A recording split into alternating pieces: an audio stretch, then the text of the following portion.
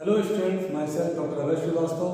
I welcome to my YouTube channel A2 Bios, जिसके अंदर हम डिस्कस करते हैं बायोलॉजी के डिफरेंट टॉपिक्स को। और इसी क्रम में आज का हमारा टॉपिक है डिस्कवरी ऑफ जेनेटिक मटेरियल। जैसा कि आज हम जानते हैं हमारा जेनेटिक मटेरियल डीएनए होता है, लेकिन 1944 से पहले ये डीएनए का नेचर और ये डीएनए जेनेटिक मटेरियल है, ये दोनों बात हमें पता नहीं थी। 1944 में डिस्कवरी हुई जेनेटिक मटेरियल की, but how genetic material has been discovered, उसकी एक स्टोरी है और आज हम उसी स्टोरी के बारे में डिस्कस करेंगे। This story starts in 1928 with an experiment performed by the Frederick Griffith. Frederick Griffith जिन्होंने एक फेमस ट्रांसफॉर्मेशन वाला एक्सपेरिमेंट किया 1928 में, और अपने एक्सपेरिमेंट में उन्होंने बताया कि कैसे एक बैक्टीरियम दूसरे फॉर्म में चेंज हो जाता है। Form of bacteria is changing. तो इस एक्सपेरिमेंट के बारे में हम देखते हैं। ग्रिफिथ 1928 में जो अपना एक्सपेरिमेंट परफॉर्म किया, that was on the Streptococcus pneumoniae. Streptococcus pneumoniae को सिनोनिम के फॉर्म में जानते हैं डिप्लोकोकस निमोनी के रूप में, दोनों ही सिनोनिमस हैं। स्ट्रेप्टोकोकस निमोनी बैक्टीरिया के दो स्ट्रेन होते हैं, एक S3 और एक R2। एक्चुअली जब ग्रिफिथ ने पेट्री प्लेट्स में, पेट्री डिशेस में स्ट्रेप्टोकोकस निमोनी को कल्चर किया तो उनको दो तरह की कॉलोनी मिली। अब ये थोड़ा सरप्राइजिंग था, क्योंकि एक ही बैक्टीरिया को कल्चर करते हैं तो कॉलोनी एक जैसी मिलनी चाहिए कल्चर करने के बाद, लेकिन पेट्री प्लेट या पेट्री डिशेस में कल्चर किया गया तो कॉलोनी दो प्रकार की मिली, एक स्मूथ कॉलोनी और एक रफ कॉलोनी। और ऑब्जर्वेशन के बाद ये पता चला कि ये दोनों दो अलग अलग स्ट्रेन हैं। जो स्ट्रेन स्मूथ कॉलोनी में मिला उसको हम कहते हैं S3 strain, S for smooth, और जो स्ट्रेन हमको रफ कॉलोनी में मिला उसको हम कहते हैं R2 स्ट्रेन। तो दोनों की क्वालिटी क्या है? जो स्मूथ कॉलोनी में मिलता था वो एनकैप्सुलेटेड बैक्टीरिया था, उसमें बैक्टीरियल सेल वॉल के बाहर एक कोटिंग पाई जाती थी, एक extra cell wall extra covering पाई जाती थी, इसको हम कहते थे कैप्सूल वॉल। और केमिकली अगर हम देखें तो यह लाइपोपॉलीसैकेराइड से बनी हुई होती है। अब इसका काम क्या होता है?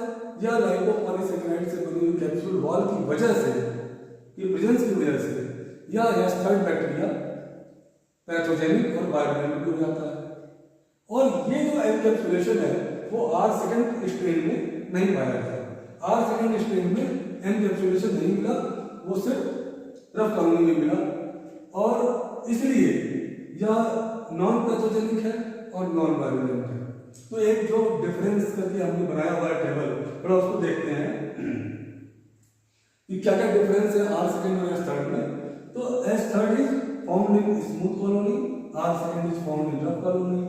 S3 is encapsulated, R2 is non capsulated.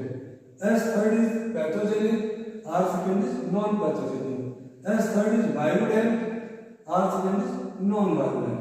वायरोलेंट का मतलब होता है कैन कॉज डेथ। अब इस एक्सपेरिमेंट में तो कैसे परफॉर्म किया? इन्होंने बैक्टीरियल कल्चर को माइस के अंदर इंजेक्ट किया। तो 4 स्टेप्स थे उनके एक्सपेरिमेंट के, उस एक्सपेरिमेंट को हम लोग डिस्कस करते हैं। यहाँ पर पहला एक्सपेरिमेंट है। फर्स्ट एक्सपेरिमेंट में S3 बैक्टीरियम को, S3 स्ट्रेन को कल्चर किया गया, and after culture he injected the culture into the mice body. जो आइसोलेट करके माइस बॉडी में इंजेक्ट कर दिया गया। माइस बॉडी में इंजेक्ट करने के बाद व्हाट कुड ही ऑब्जर्व? उनका ऑब्जर्वेशन क्या रहा? उनका ऑब्जर्वेशन रहा mice died, and after postmortem examination S3 was recovered and he concluded that S3 is the causal agent for the death of the mice. S3 उसके lungs, उसके blood में गया, blood से उसके लंग्स में, और लंग्स में जाकर के निमोनिया कॉज किया, जिससे उसके लंग्स में कंजेशन हुआ, और कंजेशन के बाद उसकी डेथ हो गई। तो यहाँ जो कंक्लूजन निकला S third is pathogenic and virulent. In the second experiment he cultured R second and he again injected this into the mice body. Mice survive. यहाँ पर ऑब्जर्वेशन में दिखा गया कि माइस के ऊपर कोई इफेक्ट नहीं पड़ता है, माइस सर्वाइव कर रहा है. और जब पैथोलॉजिकल टेस्ट किए गए उसके ब्लड पे तो एस थर्ड कहीं से भी नहीं पाया गया. एक ये मेन चीज हो गई, एस थर्ड यहाँ नहीं मिल रहा है, S third not recovered. And conclusion क्या निकलता है, R second is non pathogenic and non virulent. R second जो है नॉन पैथोजेनिक है और नॉन वायरुलेंट है. थर्ड एक्सपेरिमेंट हम देखेंगे. In the third experiment he again performed the experiment with S third bacteria. Same. ये S third bacteria को culture करते हैं, देन इस कल्चर को बॉयल करते हैं, हीट किल करते हैं. He boiled the culture to heat kill the S third strains of the bacteria. सबको किल करने के लिए कल्चर किया और हीट किल कर दिया. हीट किल करने के बाद he injected this extract into the mice body. Again he found observed mice survive. And after the pathological examination, S third was not recovered. S third was absent. And he concluded, if culture of S third is boiled or heated, the S third is destroyed. अगर हम S third के culture को boil या heat कर रहे हैं तो S third strain destroy कर जा रहा है and hence no violence. और इसी वजह से इस माइस के ऊपर कोई इफेक्ट नहीं पड़ा. Mice remain survive. Okay, so next one, in the fourth and last experiment, he cultured R second with heat killed extract of S third. थोड़ा ध्यान देंगे यहाँ पर.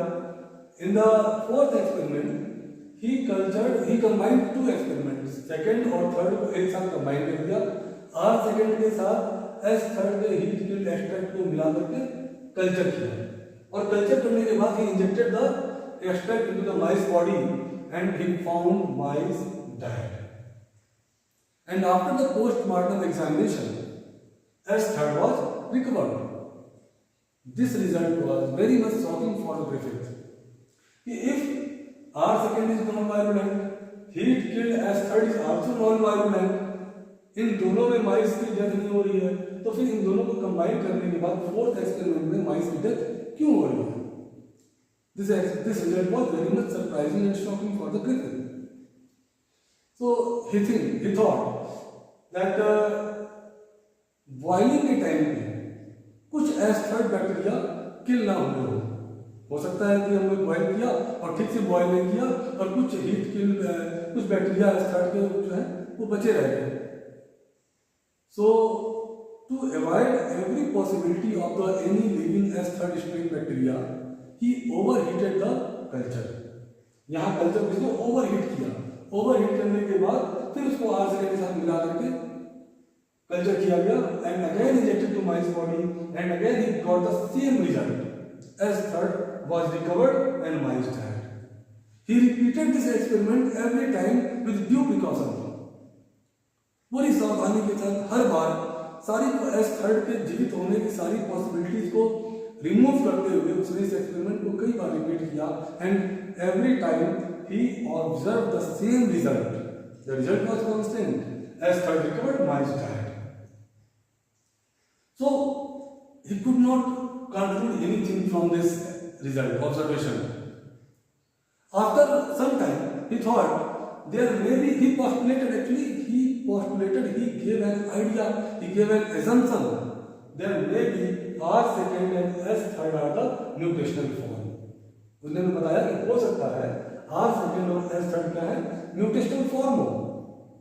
Mutants हो means one strain can convert to other strain.